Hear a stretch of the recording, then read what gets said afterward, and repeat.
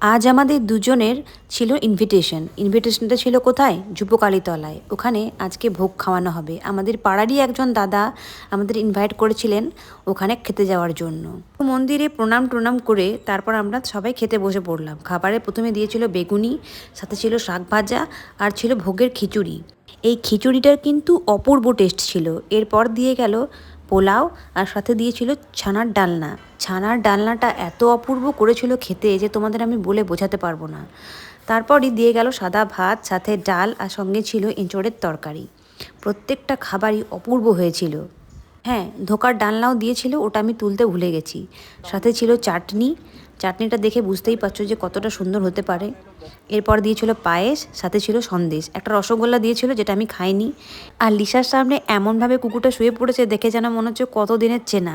ওকে একটু আদর টাদর করা হলো। তারপর রাত্রে আমরা রান্না করিনি, অর্ডার দিয়েছিলাম একটু মশলা ডোসা, ওটাই আমরা দুজন মিলে খেলাম। আজকে এই পর্যন্তই। দেখা হবে তোমাদের সাথে পরবর্তী ব্লগে। টাটা।